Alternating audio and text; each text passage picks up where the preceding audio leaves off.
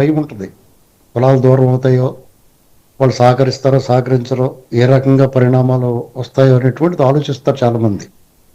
ఈ విషయంలో మాత్రం చాలా నిర్మోహమాటంగా మాట్లాడాడు ఆయన. ఎందుకంటే ఆయన 2014లో అంతకుముందు ప్రజారాజ్యంలో ఉన్న 2014లో పార్టీ పెట్టిన తర్వాత ఈ 10 ఏళ్లలో ఆయనలో ఒక చాలా పరిణితి సాధించాడండి ఆయన. అయితే రకరకాల ఇప్పుడు ఇందాక ప్రభాకర్ గారి సోదరులు ఆయన మీద కొంచెం సెటైరికల్గా మాట్లాడినా ఈ విషయంలో మాత్రం ఆయన కూడా మెచ్చుకున్నారు. ప్రభాకర్ గారు ఎవరైనా మెచ్చుకోవాల్సిందే. ఎందుకంటే ఆయన చాలా పర్ఫెక్ట్గా ఆ కార్యకర్తలను ఉద్దేశించి శషభిషం లేకుండా, భేషజం లేకుండా, ఎక్కడా అహంకారం కనిపించకుండా చాలా సున్నితంగా, సునిశ్చితంగా వాళ్ళందరికీ అర్థమయ్యేలా చెప్పి వాళ్ళని ఒప్పించారండి.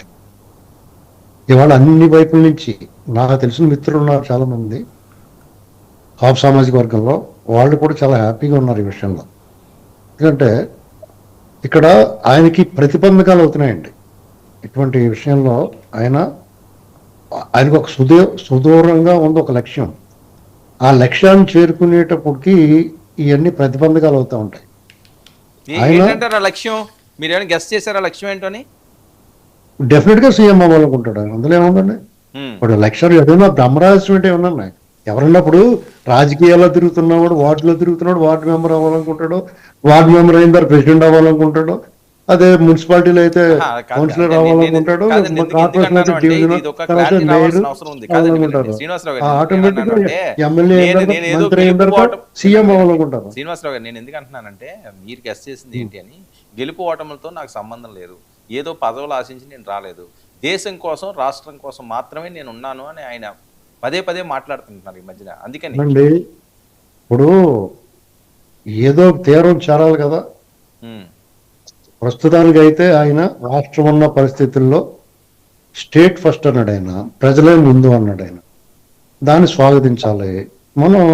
ఆయనకి వీలైతే సహకరించాలి, లేకపోతే మూసుగుచ్చాలి, అంతే తప్ప కాళ్ళ కర్ర అడ్డం పెట్టకూడదు. ఇది నా ఆలోచన. గాదే గారు ఎవరు కాళ్ళకి అడ్డం పెడుతున్నారండి? ఏమండి గాదే గారు ఎవరు కాళ్ళకి అడ్డం పెడుతున్నారు పవన్ కళ్యాణ్ గారికి? నన్ను చెప్పనివ్వండి. గాదే గారిని తర్వాత అడుగుతాను. మీరు అన్నదానికి ఆయనే చెప్పాలి కదా సమాధానం. ఇప్పుడు నేను ఆయన ఏం ప్రశ్న వేయలేదండి. నేను యాక్చువల్గా పవన్ కళ్యాణ్ గారి గురించి మాట్లాడతాను. నేను గాది వెంకటేశ్వర గారికి ఆయనకేం తెలుస్తుంది? నేనన్నా కర్రకి అడ్డం పెట్టి ఎవరు పెడుతున్నా నేను చెప్పాలి, కానీ ఆయన ఏం చెప్తాడు? అదేండి ఆ పార్టీలోనే ఆయనకి తెలీదా? ఖచ్చితంగా ఆయన చెప్తుంటే ఆయన చెప్తాడు ఆ సమాధానం. నేను చెప్పాను కాబట్టి నేను చెప్తాను దాని సమాధానం. మీరు నన్ను అడుగుతాడు, లేదంటే ఆయన్ని అడుగుతానంటే మీ ఇష్టం. అయితే ఇక్కడ ఎలాగంటే, ఇప్పుడు పవన్ కళ్యాణ్ గారిని మీద ఒక కుట్ర జరుగుతుందండి. అదేంటంటే ఆయనకి కుల నాయకుడిగా ముద్ర వేయడానికి విశ్వ ప్రయత్నం జరిగింది. ఆ కుట్ర నేను ఛేదించుకున్నాడు, దాంట్లోకి బయటకు వస్తున్నాడు. నెక్స్ట్ వెర్షన్ ఏంటంటే కులాన్ని దూరం చేయడానికి ప్రయత్నం జరుగుతుంది. ఈ విషయంలో ఆయన కార్త్యవీర్యార్జునులాగా అన్ని ఛేదించుకుని బయటకు వస్తాడు అనుకుంటున్నాడు. ఎందుకంటే ఆయన పరిణితి సాధించాడు, ఆలోచించే వివేకము విజ్ఞానం ఆయనకు ఉంది కాబట్టి.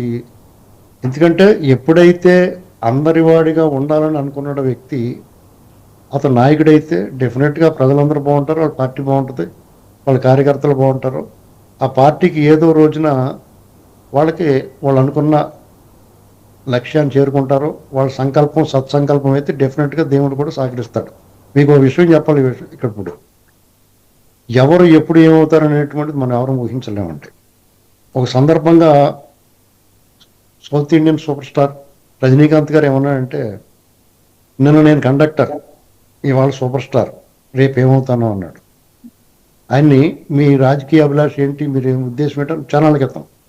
తర్వాత రాజకీయాల గురించి విరమించుకున్నాడు, అది వేరే కదా. కానీ పవన్ కళ్యాణ్ గారు ఆయన ప్రయాణం చేస్తున్నాడు.